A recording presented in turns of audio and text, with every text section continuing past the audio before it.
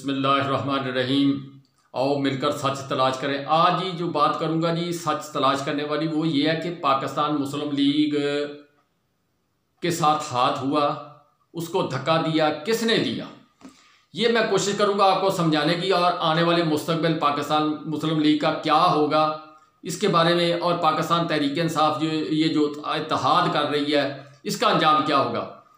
थोड़े लफ्ज़ों में बात करूंगा जी, ज़्यादा लंबी खींचने की कोशिश नहीं करूंगा वरना वीडियो लंबी हो जाएगी। अगर देखा जाए जी, इमरान खान साहब की हुकूमत ख़त्म हुई, कौन था जी पीछे जिसका नाम आता है जी बार बार इमरान खान साहब अपने जलसे में लेते हैं। अच्छा, जो बाइडन साहब जो हैं उनके साथ किस सियासतदान के बेहतरीन तल्लुकात। नवाज शरीफ साहब ने वहाँ जनाब जो डील की या नहीं की वो मैं कन्फर्म नहीं कह सकता जी, वो होगी की होगी या नहीं की होगी। अच्छा, इस दौरान के अंदर पाकिस्तान के अंदर हुकूमत चेंज हुई जी, वो मैंने पुराना लफ्ज़ छोड़ दिया जी, वो जो इमरान खान साहब कहते हैं वो लफ्ज़, या जिस पे उन्होंने मुख्तलिफ़ किस्म की कॉन्फ्रेंसें भी की हैं, वो मैं नहीं कहता, क्यों वो गुस्सा करते हैं लोग जनाब, वो लफ्ज़ छोड़ दिया। आप ये सोचिए कि हुकूमत चेंज हुई है और अदम अतमाद के ज़रिए हुई है, वो किसने करवाई, कौन था, किसने किया, ये सारे मामलात एक अलग चीज़ है जी, इसको भी छोड़ देते हैं। बात करनी है जी मुस्लिम लीग के ऊपर कि उसके अंदर बड़े बड़े काबिल जय्यद ज़हीन लोग मौजूद हैं। क्या उन्होंने बैठ के कभी अपना एनालिसिस किया कि हमारे साथ हुआ क्या है, हमें धक्का किसने दिया कुएं के अंदर, हमें बंद गली के अंदर किसने धकेला है। आप अगर गौर करें तो सबसे इजी फील कौन कर रहा है जी, सबसे मज़े में कौन है, ये मैं समझाने की कोशिश करता हूं। और अवाम इस वक्त जो जज्बात अवाम के हैं इस हुकूमत के मतलब, वो मुझे बताने की ज़रूरत नहीं। आप अगर ईमानदारी से सर्वे करें मेरे पाकिस्तान मुस्लिम लीग के वो भाई जिन्होंने कल को इनको वोट डालना है, जिन लोगों ने वोट लेने हैं, वो अगर बाजार के अंदर निकलें, देहातों के अंदर निकलें, शहर की गलियों के अंदर निकलें, तो उनको पता चलेगा वो कहाँ पे खड़े हैं। अगर ख्वाब खरगोश में वो महव है तो फिर उसका कोई इलाज मुमकिन नहीं है। फिलहाल वक्त तक पाकिस्तान मुस्लिम लीग जो है वो ख्वाब खरगोश में महव है, और उन बेचारों को ये समझ नहीं आ रही कि अब जाएं तो किधर जाएं। लेकिन ये सारा मामला किया किसने। जरदारी साहब एक अहम करैक्टर थे जी उस हुकूमत की तब्दीली के दौरान। सिंध हाउस के अंदर जो कुछ हुआ वो आपके सामने है। अच्छा, जो इन्वेस्टमेंट या सीमेंट, खाद या सब्जी के पौधे या दरख्त जो भी लगाए गए वो सारे लगाए जी, माली थे जी आसफ अली जरदारी साहब। उसके बाद जनाब मजबूरी थी शहबाज शरीफ साहब की कि वो जो केस था उनके ऊपर उस पर ऊपर फाइनल डिसीजन होने वाला था।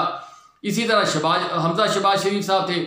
अब जरदारी साहब ने हालातों वाक़यात को नोट करते हुए कि टाइम ड्यूरेशन जो है वो नोट किया, फिर जो उन्होंने पीछे वादे किए हुए थे वो इनको नहीं बताए। अच्छी सीटें, अच्छे जनाब ओहदे वज़रा को सारे जनाब दिलवाए जरदारी साहब ने। उसके बाद जनाब मामला जो हैं वो उन्होंने अपने हाथ में लिए, इसको डमी के तौर पर इस्तेमाल करते रहे कि यानी वज़ीर आज़म ज़रूर है लेकिन जो सलाह मशवरा चल रहा है वो जरदारी साहब का चल रहा है।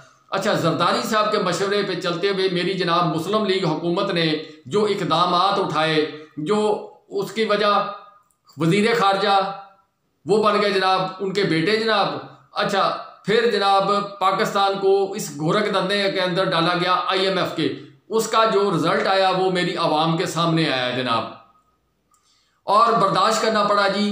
बदनाम कौन हुई? पाकिस्तान मुस्लिम लीग हुई जी। महंगाई हुई, जो इमरान खान साहब के दौर में कहते थे जी कि हम ये कर देंगे, फलां चीज़ इतने की कर देंगे, डॉलर इतने का कर देंगे जी जनाब, पेट्रोल इतने का कर देंगे, डीजल इतने का कर देंगे, फर्टिलाइज़र इतने की कर देंगे, वो सारे निज़ाम तबाह हो गए। डॉलर हवा से शूट कर गया, वो एरोप्लेन बन गया जनाब। अच्छा, फिर इस दौरान आपको याद होगा जी कराची से कुछ जनाब डॉलर जाने शुरू हो गए।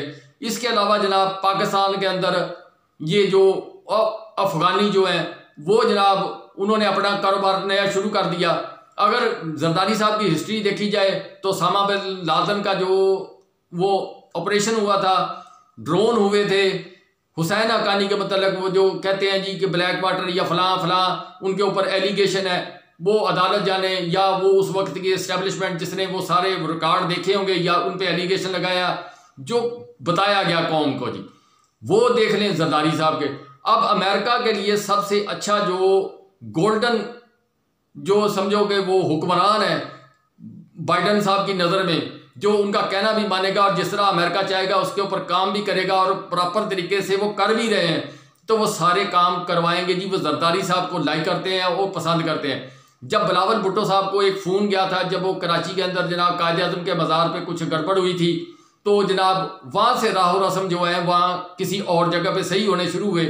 फिर इसके बाद खामोशी से जरदारी साहब ने इनको आगे किया, पीछे बैठ गए, अपने मज़े ले रहे हैं, अपने हुकूमत अपना सूबा भी चला रहे हैं। लेकिन पाकिस्तान मुस्लिम लीग के लोगों ने अकल और गौर से इस बात का जायज़ा नहीं लिया कि अवाम क्या कह रही है, हमने अवाम को क्या डिलीवर किया है और इसका आने वाले वक्त में नतीजा क्या होगा।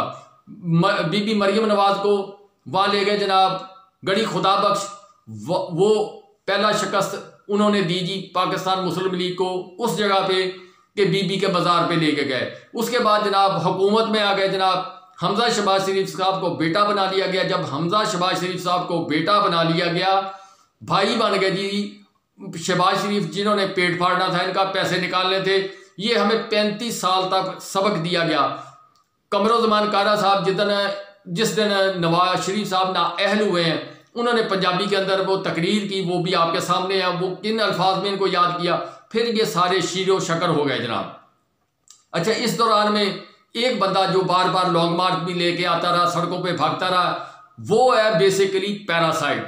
जिस तरह ये दरख्त के ऊपर आकाश बेल जो दरख्त के ऊपर डाली जाती है ना जी, फिर वो दरख्त सूख जाता है। वो आकाश बेल जो है उसने अच्छी वजारतें भी ली और बड़े सूबों के अंदर को ओहदे भी ले लिए, वो था पैरासाइट। वो पैरासाइट ने जनाब अपना काम दिखाया। बेसिकली वो जरदारी साहब के मिशन पे ही काम कर रहा था। मुस्लिम लीग को जिन हालात जिन वाक़यात में फंसाया गया, IMF, अब अल्लाह जाने जी इनकी क्या डील हुई है ये मैं नहीं कह सकता, लेकिन मुजरम ये सारे हैं और मुजरम साबित होने पे अब अवाम फैसला करेगी। अब जब अवाम कह रही है इलेक्शन कराओ, ये इलेक्शन से भाग रहे हैं, लेकिन कभी इन्होंने अपना आप रीविजिट नहीं किया कि हमारे साथ हुआ क्या, किसने हमें धक्का दिया, किस वजह से अवाम हमारे से दूर हुई। ये सारी चीज़ें अगर पाकिस्तान मुस्लिम लीग अगर बैठ कर एनालिसिस करे तो इनको ये बात समझ आएगी कि हमारे साथ हाथ करने वाला कोई अपना नहीं है। इमरान खान साहब जिनके खिलाफ वो जनाब पर्चे भी करवा रहे हैं, जिनके खिलाफ वो जनाब सारे इल्ज़ामात लगा रहे हैं, उनकी ऑडियो लीक्स कर रहे हैं, उनकी करैक्टर असैसिनेशन कर रहे हैं, लेकिन बगल में छुरी मुंह में राम राम, वो करदार जो है वो अदा किया जनाब मुफाहमत के बादशाह ने, यानी साथ भी रहे और इनको बंद गली के अंदर भी धकेला। पाकिस्तान मुस्लिम लीग का वोटर सोचे कि हमारे साथ हुआ क्या, पाकिस्तान मुस्लिम लीग का MPA सोचे कि हमारे साथ हुआ क्या, पाकिस्तान मुस्लिम लीग का MNA सोचे हमारे साथ हुआ क्या। पाकिस्तान मुस्लिम लीग की लीडरशिप बैठकर जब तक इस बात का एनालिसिस नहीं करेगी, आने वाले वक्त के लिए इनके हालात तंग हो जाएंगे। अब आने वाले इलेक्शन के अंदर जो प्लानिंग है जिसपे इमरान खान साहब अभी इत्तेहाद कर रहे हैं, मैं बार बार ये वीडियो अपने पंजाबी वीडियो जो है उसके अंदर बयान कर चुका हूँ। कल भी परसों मैंने वीडियो की है कि इमरान खान साहब भी एक गलती करने जा रहे हैं। ये जो इत्तेहाद को इतना रिलीफ दे रहे हैं, ये एक ब्लॉक बनेगा। जरदारी साहब सिंध के अंदर से सीटें जीतेंगे, पंजाब से आज़ाद उम्मीदवार जीतेंगे, कुछ ये होंगे, फिर जनाब एक बड़ा ताकतवर ग्रुप होगा, फिर उसके बाद वो ग्रुप जो आज़ाद ग्रुप होगा उस पर जादू चलेगा जी जनाब जरदारी साहब का। जब जरदारी साहब का जादू चलेगा, जिस तरह जहांगीर तरीन साहब का जहाज चला था, इसी तरह फिर जादू चलेगा जी जरदारी साहब का। आने वाले वक्त में वो सब इकट्ठे हो जाएंगे, ये चूचू का मरबा भी इकट्ठा हो जाएगा, फिर एक कोलिशन गवर्नमेंट बनेगी और जिसकी सदारत जो है वो जनाब करेंगे कौमी के अंदर यानी नेशनल असम्बली के अंदर वो जनाब बिलावल साहब करेंगे, लेकिन पंजाब के अंदर वो जिनके साथ सीट एडजस्टमेंट करके वो हुकूमत बनाएंगे। पाकिस्तान मुस्लिम लीग, पाकिस्तान तहरीक इंसाफ, पंजाब के अंदर दो बड़ी जमातें ये वाइट वाश होती हुई इस तरह नजर आएंगी कि ये उनका मामलात ख़राब हो जाएंगे, कुछ ऊपर से कुछ नीचे से, कुछ जनाब ये फटेबाजी हो जाएगी जब ये इत्तेहादी खड़े होंगे और आपस में जो डिवाइड होगी, जो यानी सपोर्ट वोट के ऊपर जो झगड़ा बनेगा कि मुझे नहीं टिकट दिया, उसको दे दिया, उसको दे दिया, पाकिस्तान तहरीक इंसाफ को इस बात पे भी सोचना चाहिए, पाकिस्तान मुस्लिम लीग को इस बात पे सोचना चाहिए कि हमारे साथ ये सबसे बुरा हाथ किसने किया, कौन इसका जिम्मेदार है। अगर वो अभी भी आंखें नहीं खोलेंगे, ये जबर तशद्दद ये अवाम से उनको दूर लेके जा रहा, महंगाई उनको अवाम से दूर लेके जा रही, ये सारी चीज़ें जो हैं ये सब इकट्ठी हो जाएंगी, फिर ये एक बड़ा दरख्त बन जाएगा जिसको फिर कोई आंधी नहीं गिरा सकेगी, कोई बड़ी चीज़ जो है ना वो नहीं गिरा सकेगी।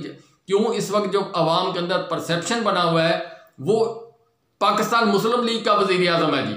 वो जो महंगाई, जो मुल्क डिफॉल्ट की तरफ जा रहा है, जो पाकिस्तान का ताजर नाराज हो रहा है, जो पाकिस्तान के अंदर मामलात ख़राब हो रहे हैं, वो सारा नजला गिरेगा जी किस पे? पाकिस्तान मुस्लिम लीग पे। अच्छा, इमरान खान साहब के वैसे तल्लुकात अच्छे नहीं हैं, उनको वैसे आउट करना चाहते हैं, ये इस चीज़ में खुश हैं जी कि हम इमरान खान साहब को कुचलना चाहते हैं। वो भाई पहले अपने अंदर तो देखो, तुम्हारे अंदर कौन कौन तुम्हारे साथ जो कर रहा है उस पर गौर करो। जब तक ये काम नहीं करेंगे, ये अपनी रवश नहीं छोड़ेंगे पाकिस्तान मुस्लिम लीग वाले, इसको उनको तर्क करना पड़ेगा। अपना जो एनालिसिस है, पार्टी एनालिसिस, वो दोबारा करना पड़ेगा, फिर जाके कोई मकाम बनेगा। अभी भी इनके पास वक्त है कि माफ़ी मांग लें, अपने ज़हन से फैसले करें। पंजाब की हुकूमत गिरा दूँ, फलाना कर दूंगा जी, फलाने को अंदर कर देंगे। इन कामों को छोड़ के जो काम आपके करने का है, आवाम को रिलीफ या कोई ऐसी सूरत हाल पाकिस्तान की इकोनॉमी की आप सामने लेके आए जिससे लोगों को रोड मैप पता चले और लोग समझें कि ये हमारा फैसला दुरुस्त था। जो ये हुकूमत तब्दीली वाले ये जो लोग आए हैं, इन्होंने पाकिस्तान की कौम को रिलीफ दिया, पाकिस्तान को तरक्की दी। आपका तो सारा जो जोर लगा 8 महीने के अंदर वो इमरान खान के खिलाफ लगा है, जिसने आपको कुछ भी नहीं कहा और जिसने आपको सारा कुछ कह दिया। वो आपके साथ बैठा हुआ जनाब, खाना भी खा रहा, हुक्का भी पी रहा है, पानी भी पी रहा है जनाब, आपको गलत रास्ते पे चला रहा है। या वो कहते हैं कि मतलब कि दोस्त जो अंदर से मुनाफिक हो उससे बचना चाहिए। दुश्मन जो तुम्हें अकल की बात बताए उससे दोस्ती कर लेना बेहतर होता है। ये अगर पाकिस्तान मुस्लिम लीग इस पे सोचेगी तो शायद कामयाब हो जाएगी। अगर वो इसी डगर पे चलती रही तो फिर अवाम भी उनसे नाराज़ है, पाकिस्तान तहरीक इंसाफ तो नाराज़ है ही है। फिर जरदारी साहब के वार से कोई नहीं बचा सकेगा। अगर वो गड़ी खुदा बख्श ले जाके इनको माफ़ी मंगवा सकता है तो वो सारा कुछ ही कर सकता है।